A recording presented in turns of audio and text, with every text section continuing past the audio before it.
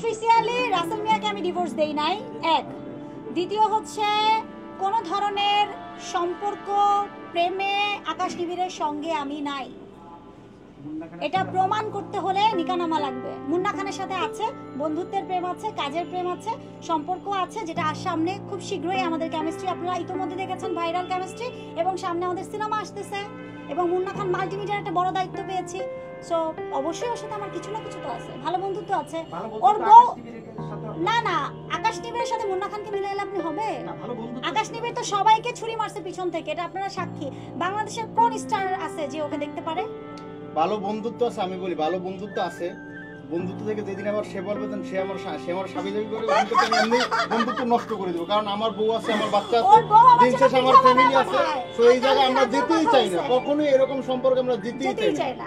আমার বউ আছে, আমার বাচ্চা আছে, আমার বউর সাথে কন্টিনিউ কথা হয়, আমার বাচ্চার সাথে কথা হয়, আমার বউ ওর বাসায় খাবার পাঠাই দেয়, ও আমার বাসায় খাবার পাঠাই দেয়, যতদিনের সম্পর্কের ভিতরে। তো আমাদের ভিতরে এরকম আমরা জানি কখনোই আল্লাহ না হয়। আর আমি এরকম মন বসতে চলিও না। এই যে কাপল শুট করলে যেটা হয় আর কি, এটা তো ক্লিয়ার আছে, বেশি হবে না। শুনেন রিয়াজ ভাই, আপনি হলিউড বলিউডে দেখবেন যে কাপল সিনেমা যখন আসে, তার সিনেমার প্রমোশনই হয় যে কাপল জুটি বেঁধে একটা প্রোগ্রামে যাচ্ছে, হাত ধরে কোথাও যাচ্ছে, it's call A promotional part.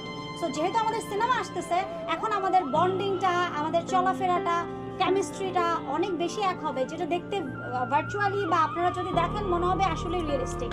যেমন আপনারা ভিডিওটা দেখে সবাই ভাবছেন হাই হাই সত্যি মনে হয় মুন্না বর্ষা বিয়ে করে ফেলছে। আচ্ছা মুন্না ভাইয়ের স্ত্রী আপনার জন্য খাবার পাঠায়, পিঠা বানিয়ে পাঠিয়েছে। সেই খাবারটা কেমন হয়? খুবই মজা। আমি একটু আগে ছবি পাঠাইছি, ছবিটা দেখাও। অবশ্যই মিষ্টি পিঠা। ছবিটা দেখাও না, না অবশ্যই মিষ্টি পিঠা অনেক ভালো। খুবই মজা, আমার খুব ভালো লাগছে। না এটা তোমার পেজ নিয়ে দিতে পারবো।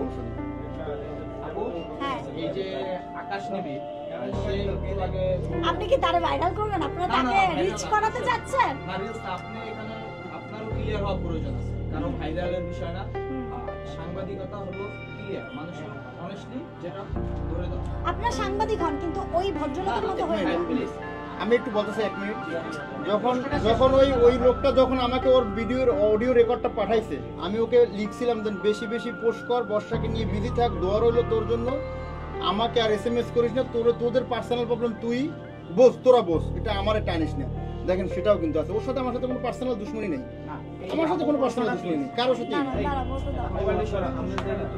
এই যে আকাশ নিবিড়ের আপনার যেই উকিলের